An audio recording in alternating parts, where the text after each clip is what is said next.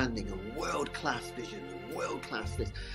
I'm a real leadership geek, honestly. I've spent my whole career reading books and chatting to people. I just find the whole thing and the announcement, the way it's been announced, bizarre. If you could move away from a model where teachers are so intensely focused.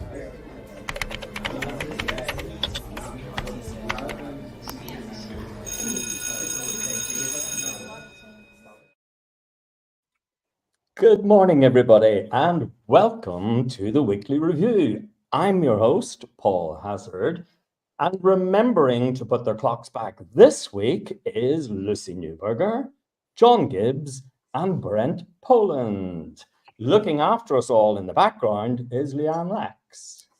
So is everybody on holiday or some form of downtime and taking it easy? Good, Oh, yeah. good. Oh, yeah. Yeah, absolutely. Well, we are all hot foot from a top secret 5-star location in one of the world's capitals where TTR held its Halloween staff do. In fact, it's still ongoing. We all had to leave early. Turns out it was something of a damp squib, as health and safety told us we were not allowed to play Pin the Tail on the Donkey. Apparently it's cruelty to animals. And the visually challenged person's slight nudge is contrary to the anti-bullying policy, apparently. But I am pleased to say that I did win the Dunking for Apples game with the assistance of Lucy, who really needs to learn the difference between that game and waterboarding. But the advantage of having a haircut like this is you can dry it very quickly. Anyway, enough silliness. We will be right back after these messages from our sponsors. This show is brought to you in partnership with John Catt Educational, publishers of professional development books and resources that support great teaching and learning in schools around the world. John Catt have an exceptional collection of book titles that cover a range of educational topics, ideas and research. The books are aimed at forward-thinking schools and support best practice teaching for both primary and secondary education.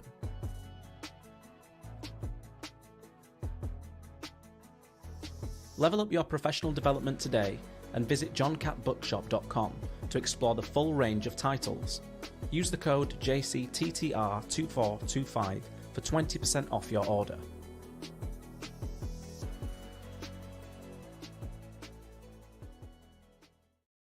Introducing Reading Solutions UK, home to Dreambox Reading Plus, the online reading development programme, improving outcomes for students and schools nationwide. Create stronger readers in your school from Key Stage 2 to beyond GCSE, using Reading Plus's evidence-based adaptive technology. Reading Plus accurately assesses your students' skills gaps and places them on a personalised learning pathway, built to accelerate their strengths and improve on their areas for development. You can try the programme with a free 4-week pilot today. Search Reading Solutions UK to find their website and request your free pilot today.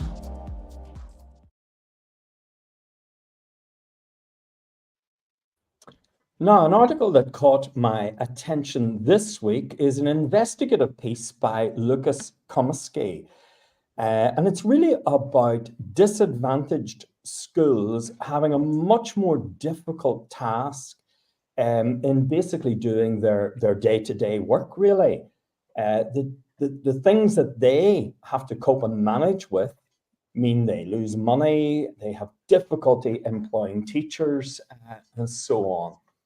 Brent, one of the principles Lucas spoke to says is that schools like his regularly advertise a job maybe 4 times to get, and I'm quoting him here, 1 decent applicant. What's going wrong with the system then, and we can't get a supply of decent teachers? Well, it's the market, isn't it? Thatcher's 101. It's what you've done to education and privatized it. If you take the disadvantaged school as a failing business, do you want to go work for a failing business? Or would you rather work for a successful business? And that's just exactly what it is. It's just market forces. It's demand and supply. Teachers now realize that with their economic worth, well, they've turned us into economic worth. We used to be not economic worth. It used to be the things we couldn't measure. But now, okay, it's about economic worth. You wanted market forces, you got market forces. Congratulations. This is what we have earned.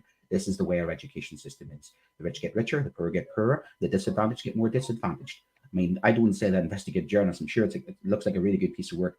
He wouldn't have had to investigate very much, because common sense would dictate, a simple understanding of economics would dictate, and anybody who's worked in education knows that basically it's running to the hills. I've never known as many of my colleagues who are talking about going into the private sector because, well, let's be honest with you, they're paid more, they're appreciated a lot more. Yes, there's disadvantages to that when it comes to time, but why would you want to work for a business that is failing? So therefore, why would you be attracted to a school that is failing? And what really upsets me about this is that those schools actually need more resources. They need those teachers. They need the best teachers. They need the most motivated teachers. They need more to undo the disadvantage of 14 years of austerity and the funding cuts, the NHS cuts, the CAMS cuts, everything that's been done to those schools. And then the Ofsted come in. Instead of Ofsted coming in and supporting those schools, they condemn them, they destroy them, the head teachers leave. Then the hard-working teachers who are invested in those communities are driven out by some soulless organization CEO who comes in and says, let's do it our way, we'll turn this failing school around. And what they do then is come in with these draconian, horrible, nasty rules. And then the community loses faith in that school, and then all of a sudden the staff turnover rate is exponentially high. Then you get more supply teachers coming in who don't know the community, don't know the schools, aren't invested in that. It's just a downward spiral. To use an economic and geographical term, it's called a negative multiplier effect. Things compound, get worse and get compound. Behavior gets worse, therefore more teachers leave.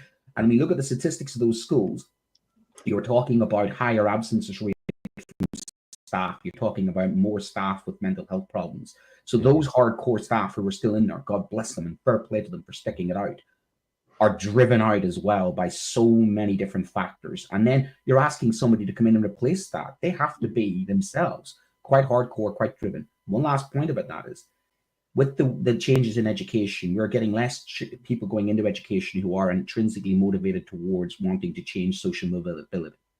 If they turn education into just another job and another business, then that's what happens. This is what you do. You need people to want to go to a school like that and say, I'm going to go to a school like that, and I'm going to rescue that school, and I'm going to help these children. That is harder to do. Yeah, it is. It is. Yeah.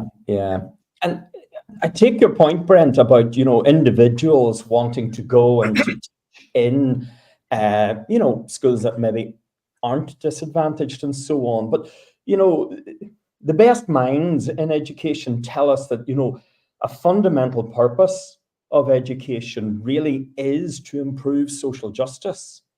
And therefore, maybe, the best teachers and teaching is needed in those disadvantaged schools. John, what is it really, that scares away teachers from disadvantaged schools? I mean, surely that's where the best teaching is needed. Well, both those, yeah, absolutely. I mean, something drives teachers away from those schools. Brent talked about the negative multiplier. And yeah, of course, that we all know that's exactly where you need the best. And I'm always hesitant about the word the best teachers. I think everyone has the potential to be a best teacher. Lots of people potential to be a best teacher, but never mind. They do need dedicated teachers of the kind Brent just described. The people that want to work there and believe in it. I'll share two anecdotes, which I think which pertain to this story. One, when I was at school, we had a science teacher announced to us. He was the teacher we all loved. He was a great guy, and we all thought he was wonderful. And he told us that he was leaving next term, and this was in the town of Crawley, Newtown in Sussex, and it had 3 big comprehensive schools. He was going to leave our school and go to the other school, which we felt a bit betrayed about, actually, to be honest. Why was our favourite teacher leaving? And he explained to us then what Brent just said, the negative multiplier. He said, there were 3 comprehensive schools built in this town. One has a reputation, one draws kids from a certain area, and the buildings have changed over time. They're all built at the same time, but things are happening to these 3 schools, and I'm moving down the road for an easier life because it's easier to teach there. Yeah. Well, that was half a century ago. So we should have known, it's kind of like, that we would have thought we'd have devised some incredibly sophisticated funding method and compensatory system that would have encouraged teachers to teach in certain areas. The other anecdote, very briefly, is years and years later in another new town. I seem to have spent a lot of my life in new towns, Milton Keynes, where a school had a terrible reputation. I didn't teach this school. I wouldn't have taught this school. It's one of those schools you think, whoa, you'd have to be dedicated to teach there. Rough, difficult school. There was some land near it. They built a new school, brand new school next to the school, and demolished the old one. Changed the name, gave it new logos. Wow, it's a state-of-the-art school. Within no time at all, it was as bad as ever. It was absolutely as bad as ever. The kids had discovered that the wonderful new atrium with its shining walkways, you could very easy to spit down on the kids from above. They discovered it's bad design. It was a shining walkway, but the kids found they subverted it. So walk to that school, and it was to be spat on fairly quickly. And in other words, sometimes resources and the application of quantities of resources don't always solve it. These problems are bigger than the education profession themselves can solve. Yeah, good point. Yeah. I saw a message from JBL on our screen there a moment ago, just something along the lines of, maybe there it is back up. Struggling schools often provide early opportunities for promotion. And a good point. But it is a good point. And you can take Brent's point. Individuals want to go somewhere where it's kind of perceived to be an easier life and so on. But to go somewhere else and really, really learn your craft with, some of the scrapes, the bumps and the bruises that come with it.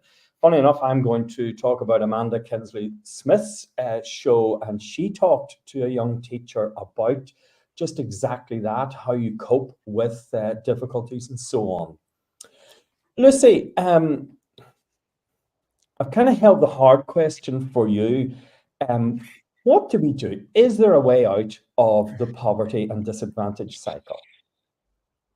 In terms of schools, or in terms of, the thing is, this is a societal problem. It's wider society. I think it's very easy to dump this on schools. And yes, schools are supposedly the pillars of their community, but they can't do that by themselves.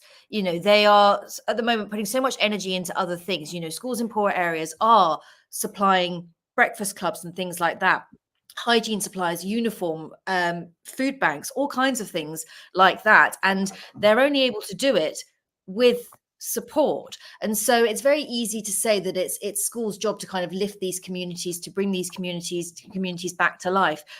But they can't do it by themselves. We all as teachers want to lift our communities, want to be those people, want to be those pillars of the communities ourselves.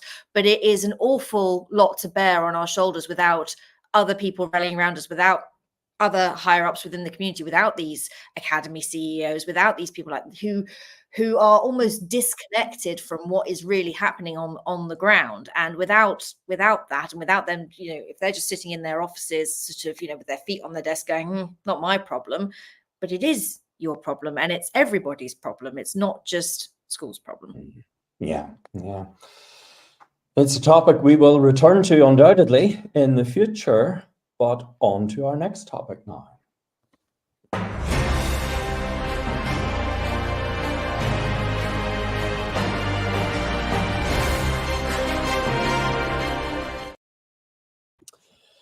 Now, the OECD released a report this week entitled Nurturing Social and Emotional Learning Across the Globe. And if you just indulge me a moment, I'll just read a little bit from the opening paragraphs. The report reveals striking disparities both within and between participating countries and subnational entities in how critical skills are fostered in schools, homes, and society. The findings offer insights into relationships between educational environments, student outcomes, and highlight the need for urgent improvements.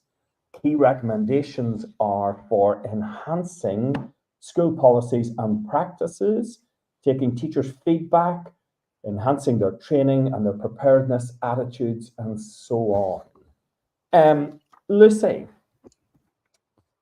Social and emotional skills, attitudes, qualities include things like empathy, motivation, creativity, compassion, and so forth. What difference does it make to people when those kind of things are taught or acquired by young people? What difference does it make for them? This is fundamental for me, and I think for many teachers. Without these skills, and often they're relegated, and I'm talking again from my experience sort of in the UK and in European international schools, so it's limited. I can't talk for the world as a whole. I think that would be inappropriate.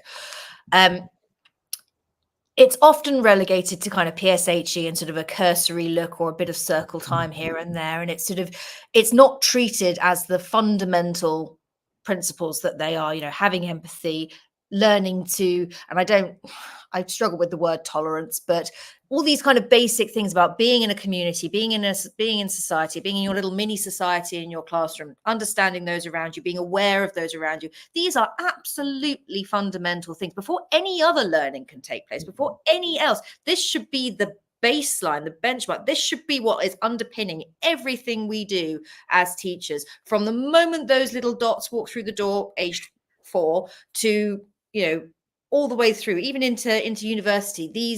These skills of kind of understanding, being around each other and understanding each other. You look at what's going on in the world, and without kind of going too dark, so much of it is to do with lack of understanding, is to do with not being, and I'm not saying we can solve the world's problems, but I am saying that we need to be at a very, very basic level, at a very, very base level, starting with this, not kind of adding it on. I don't know if that really sort of answers the question, but to me, this is all the wrong way around. Well, I think it does, Lucy. And I mean, one of the things I always say is, those qualities, those social, those personal qualities, that empathy, that compassion, that grit, that determination. I know Brett always talks about Carol Dweck and so on. To me, those things are the tide that raises all the boat. Wouldn't we all love, in our history, science, geography, wouldn't we love children to be confident, enterprising, capable, self-reliant, and imagine what it would do to our results? I mean, I think it would be fantastic. Do you know what I mean? But one of the issues I have, and Brent, if I could come to you, is, as Lucy's pointed out, these things are kind of bolted on. They're not in the curriculum, yet they're fundamental. It's a bit of a lottery. If you are lucky enough to have teachers who value these things and spend time on them, you might be lucky. Is that personal and social education taken seriously in this country? No, and it's not taken seriously by parents either, and that's the problem. It's not taken seriously by society. So I think schools do a better job than some society does at the moment. Consider the lack of empathy, the lack of understanding coming from leadership in the last couple of years during COVID, after COVID, the hostile, aggressive nature. We talk about misogyny. We could teach one way at school and then say to the children, this is the way it is. And then they go home to a completely different environment. So I think we're undermined. I think I've never been so empathetic. I mean, tell me I don't teach empathy when I'm doing things like the Holocaust, or in geography I'm doing about flooding. Massively, try and empathize and try and help understand. And I think kids are naturally very good at things like that. I think kids are better than adults. I think and social media accentuates that, de-educates these children. So I think there's an element of, I think schools do a good job because we know it's part of our job. It's that thing that we do that defines us as teachers, as role models, as guardians of good manners. Being a teacher sometimes means you are that person that sometimes says no to a child when all they keep hearing is yes and entitlement, and they look at you funny. You're sort of weirdo. I mean, I had a kid turn around to me this week and call me a weirdo because I use good manners, like please and thank you. And I thought, am I the only person in his life that literally is saying this is the way things are? I mean, so that's the thing. Schools can only mirror and reflect what society's doing, and unless it's a society top to bottom, and I don't feel like We have, John Major's Back to Basics in the 1990s, where you had this whole idea of good family values and politicians saying we should all role model that. It's not just about that. It's always on us. It always seems to be us. And I'm sick and tired of media and everybody saying, what are they teaching them at schools? We have the children 190 days for 6 hours. So what can we do in those 190 days and 6 hours? Ready, every man and his dog is saying, let's teach this at school. Let's teach that at school. They need to define what it is our job and our role to be. If they want us to parent children, then go on ahead. Give me the responsibility of parenting children and I'll have a go at it. Absolutely, I'm parenting my own children because that's my responsibility. My responsibility to teach my child that emotional intelligence. That's where it starts. And if it doesn't start at home and it doesn't start within the community, then we may basically just be saying one thing that completely gets undermined as soon as that child walks out that door. And I think you're absolutely right. We very often are that little island where that child comes out of society onto the island with us. As you say, it's for 6 hours a day. It's 190 days in the year. And we do all those things. We model empathy, we teach empathy, compassion, and so on and so forth. But you're absolutely right. None of those things is listed in the curriculum, and none of those things are listed in our job descriptions, but really, really expected from us. And there's a lot of teacher bashing when community fails and the spotlight goes on us. John, following directly on from that, one of the things the survey is very keen to point out is that very few teachers provide social and emotional learning. In fact, they say it's an area of concern for them. They feel they don't have experience. They're poorly trained in all of this. What can we do to enhance teachers' confidence and capability in social and emotional learning? Goodness, I wish I knew. It's such a big one, because as Lucy says, ironically, it's the beginning and the end of teaching. It's what we all went into teaching to do. This is how we describe what we do when we're in a, when we've had a glass of wine on Christmas and we're talking about our careers. This is what we decide. This is what we went into. We're feeling a bit warm and fuzzy. This is why we went into teaching. So this is the beginning and the end of it. And yet it isn't the actual experience. You're right. It's often a poster on the wall. It's an assembly that covers that tick box exercise and so on. But it is the essential of what we do. This is described in this report. But how we do it is because I like, Paul, your idea of this, a quiet area, sort of space. It's as if though we are in schools in the eye of a storm. Because in the school, especially younger kids in primary schools, you often get this. Kids are intensely aware of unfairness, injustice. They can't see often the differences between the color of kids' skins. They have very little idea of those things. And yet as time goes by, society, the storm that's raging around about, they have to go out into that world, and that world encroaches increasingly in on them. And Lucy didn't want to get dark about this, but I will get dark about this. How can you maintain those human values that we all believe in this world? It's very, very difficult, and I don't know that we can that easily deal with it. And we're continually expected to deal in the face of a storm which throws at them values of marketization, values of neoliberalism, values of selfishness, values of intense self-reliance. And in a world, if the human race were a single individual, it would be definitely very psychopathic right now. And yet we, in that world, a very bleak sort of world, I'm afraid, to be very existentialist about this, are a little island, hopefully an island of calm and sensible human values. And why can't teachers always do this? Why are you looking to schools? Why aren't teachers doing this? Why aren't we making this the center of things? It's because of all the other demands on schools. You've got to fix kids so they're great workers in the economy. You've got to get great results. You've got to worry about Ofsted. So I don't blame teachers for thinking, well, in the end, I've got it. My kids must get good grades. And I must show progress over progress 8. And those are the data-driven, non-humane things that have changed our schools. Yeah. We are very much led by the nose to do certain things, and that, social and emotional learning and so on is almost like a byproduct. Yeah. I see JBL is commenting again. He's a little bit ahead of me because I wanted to ask very quickly, and it will have to be very quick answer, panelists. Can social and emotional skills, attitudes, quality, all those things we talked about there, you know, the compassion, the empathy, the self-reliance and so on, can they be taught successfully, or are they things that are more caught than taught? Lucy? It's both for me. I think that you have to, I mean, I think explicitly teaching perhaps not, but I think if you are modeling it, embodying that, showing examples of that, filling your teaching with absolute, you know, how to be empathetic, how to do those things, then yes, I think you can teach it, but I also do think you have to live it as a teacher as well. John, what about you?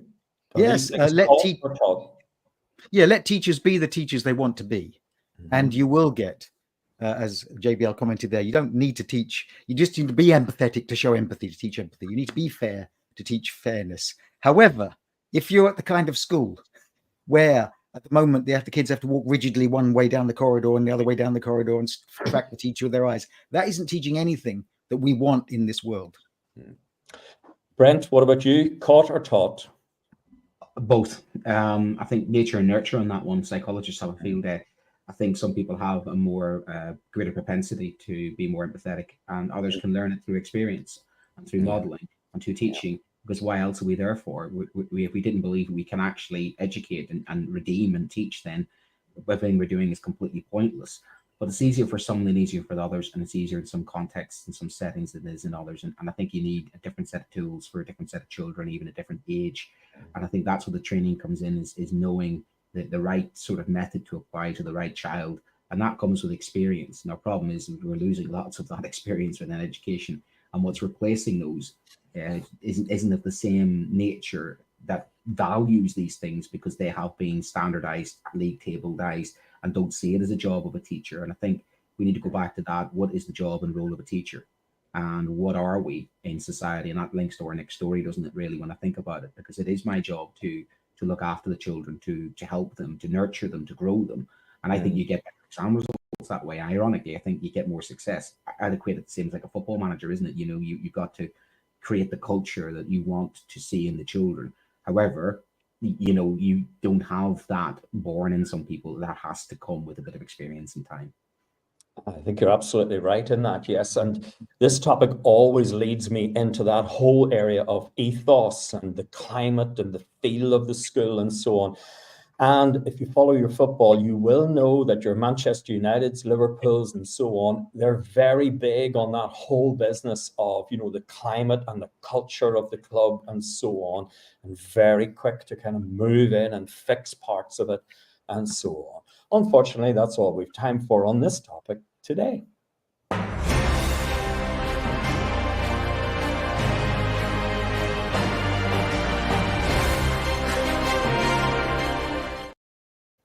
Now, on to our last story. Fabulous headline: why we should change pessimistic narratives around teaching.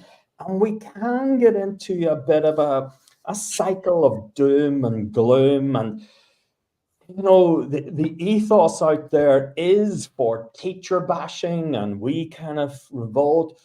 We are poorly paid. Our conditions are dreadful. There's a perception that teaching is not an attractive profession, that it's riddled with problems. There's behavior issues, underachievement, standards are never met. John, outline the reality for us. It cannot be like that all the time. Otherwise, we should all get out, shouldn't we? Yes, well, because you've just come to me after I've painted an existential horror in which schools are a beacon of lonely... We like a bit of juxtaposition. Lonely islands of civilization. So I don't know how I can dig my way out of that one, other than to say that, yeah, okay, you have to. The article does suggest that you have to be honest about the problems schools face. On the other hand, there can be a problem with recruiting teachers, as we talked about earlier, if they feel that is all they ever hear is how dreadful it is and how difficult the world is and so on. I don't think you can talk schools up if they're not talk-upable. You know, there has to be a reality to the teaching. And I'm happy to tell anyone who is, I don't know, we've all had this probably. People say to you, well, I'm thinking of becoming, you meet some young person who says, I'm thinking of becoming a teacher. What do you then say? Well, I always say something positive, that is actually, I've, you know, had a wonderful career in teaching, and then most of it I enjoyed, notwithstanding what I said before. And so it is possible to talk up teaching. However, you have to be clear-eyed about what it is.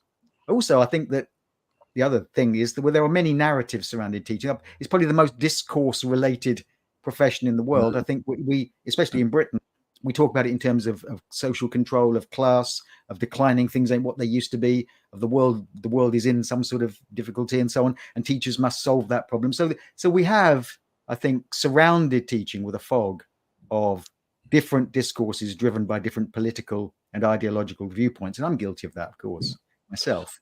I've heard Brent it's difficult in some ways to unpick the reality.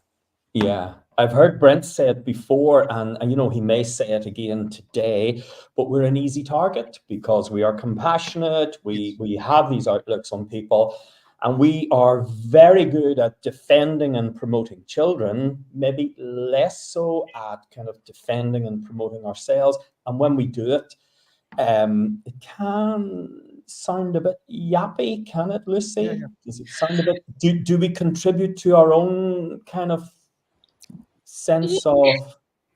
Yes, and I had to kind of swallow down a deep sense of irritation when I actually read this article originally, and I thought, have I misinterpreted this? Have I kind of, because, well, duh, of course we have to change the language around teaching, and a lot of it actually, some of it is perpetuated by us, yes, but not without kind of reason to. You know, there's a lot that's gone on, whether it's been the state of the buildings, the pay, behavior, I mean, a litany of things, but also particularly, and I'm going to use the COVID example because it's an easy one to refer to, but there are many where, you know, well, you're not doing enough. You're not doing enough. You're not, and and we didn't pick up the slack fast enough after you went back to school. So there are other people or other kind of aspects in the frame here. Yes, I do think, we do get sucked into a sort of doom wormhole, but I also think we are constantly bombarded with absolute nonsense that we're then told is our fault, but not kind of given any sort of shining light or anything to kind of strive for or feel better about. So I suppose my infuriation with this comes from yes, of course the language needs to change, but throw us a bone here, help us out. Yeah Brent, you're a man who's known for never going on a rant or anything like that.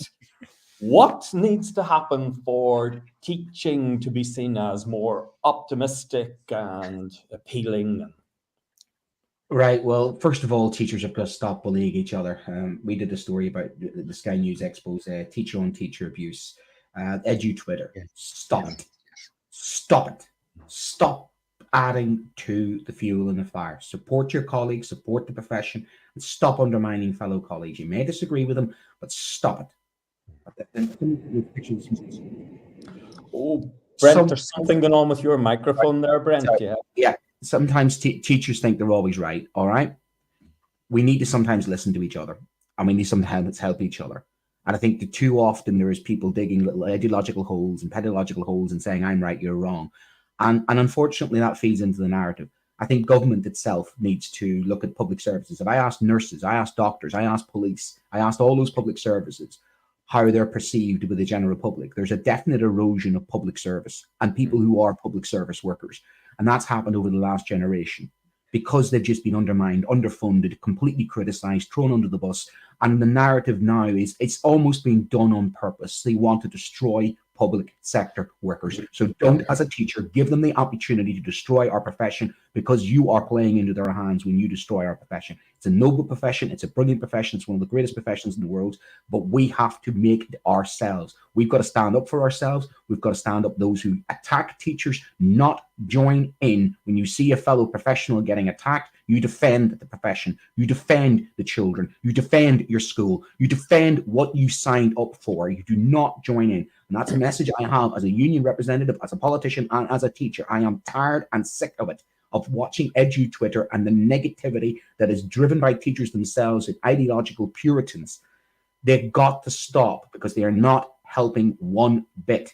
And even people on this show sometimes get it, because we stick our necks out. We stick our necks out. And as a result of sticking your neck out and having the courage to stick your neck out, you get absolutely shot down. And that is, I have no problem interviewing people like Catherine Burble, saying, I don't always agree with Catherine, but she's a head teacher. She deserves my respect. I don't agree with her politically. I disagree with some of her views, but I respect the fact that she's a head teacher in a school. I may not like what she does in her school, but I am not condemning her. And there's too many people who have opinions just based upon their own ideological background, and they need to stop doing that. So that's my rant this morning. We need to get out. Very good rant. Yeah, very good. good rant. Sometimes rants are needed and very worthwhile. Just on Brent's point there, I think somewhere in the pipeline, Brent and I are hoping to speak to some of those teachers who are bullied. We are able to offer anonymity as well. If you would like to get in contact with us, we would like to build a program around teachers who are being bullied. That's all we've time for on that topic today.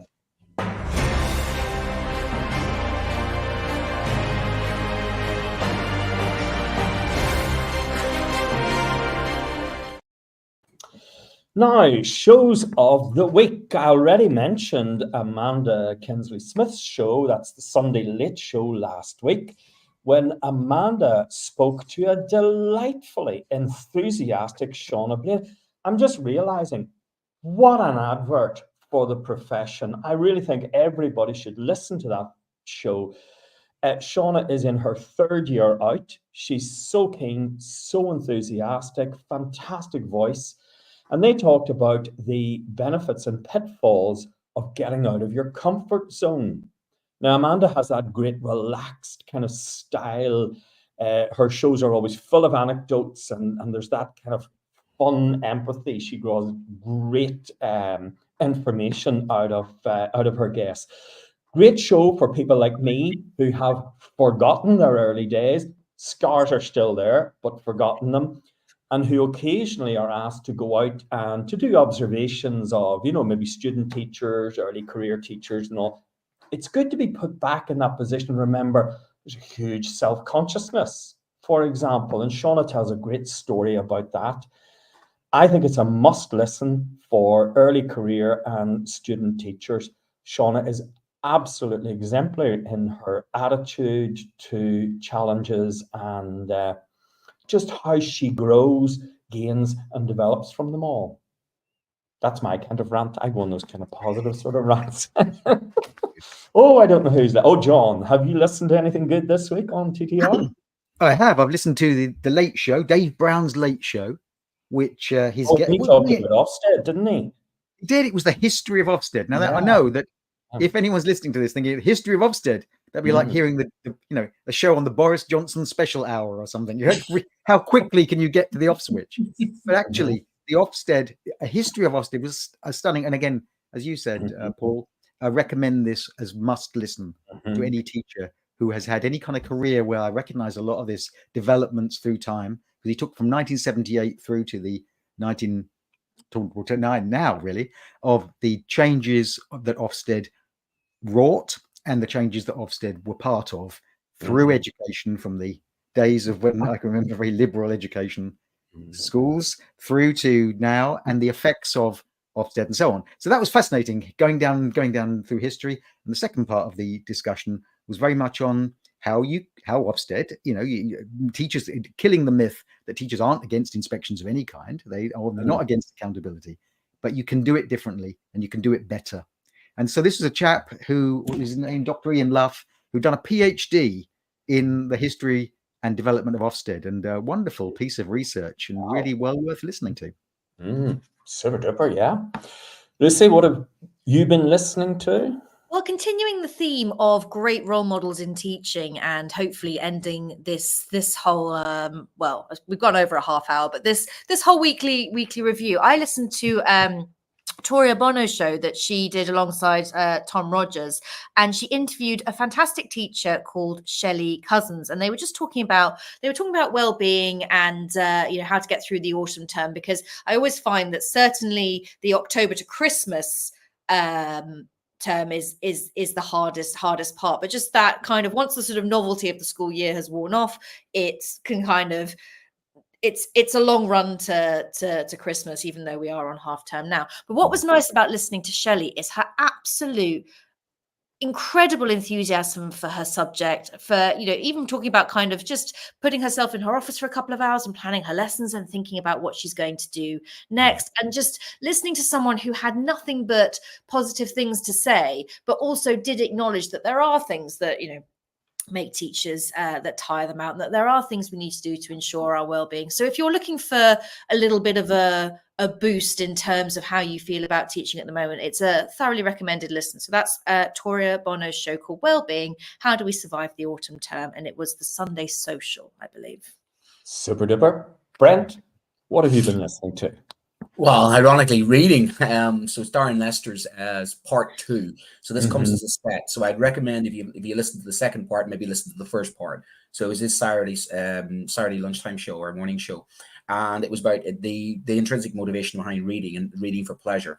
And he did the first one, he did about the neuroscience of why it's important to read. The second one is obviously then into the pedagogy and how do we get the children to read more, and how do we get that more intrinsic motivation, and based upon some of the educational research going on at the moment. So it was really good listening, because I think it's one of the most vital things we're facing at the moment is the children not wanting to read. And I know our school is trying all sorts of ideas, including me reading to the children for an hour. And one of the good things we've done is, which matches what Darren was saying, is getting the book that's right for the right children. Not they get enough literature stuff, but if you're going to read stuff for pleasure, it's the sci-fi, it's the stuff that the kids are into. So pitching the books correctly to the right child can be massively important, and also creating time. So creating time for reading in an environment where the world now is time poor, and yet reading is that vitally important. But how do we create that time? So it's well worth a listen for anybody who's into literacy, reading, or even reading themselves. And I think that's Darren Lester's part 1 and part 2. Part 2 was last Saturday, and I think part 1 was 2 weeks earlier. Fantastic shows on TTR recently. Really super stuff. It's like free CPD. One of the things I wanted to ask you all was, would it be good if teachers had, like a figurehead, somebody famous who could kind of, carry the flag for the profession? But what I've realized is that the Weekly Review has its very own figurehead, and that, of course, is JBL. Leanne, could we put up JBL? There it is. JBL tells us, let someone else blow teacher's trumpet. It will sound twice as sweet and travel further. Today's panelists are brilliant adverts for this profession. And of course, in utter modesty, I can only agree with him. And that's all we've time for this week. Let us know if you've enjoyed the show, and let us know what you think of the panelists. Thank you very much to our sponsors, John Catt Books and Reading Solutions. Thank you to the panel, John, Brent, Lucy, and to Leanne in production in the background. If you're off this week, have a brilliant time. We'll see you same time, same place next week. Goodbye. Outstanding and world-class vision, world-class this. I'm a real leadership geek, honestly. I've spent my whole career reading books and chatting to people. I just find the whole thing and the announcement, the way it's been announced, bizarre. If you could move away from a model where teachers are so intensely focused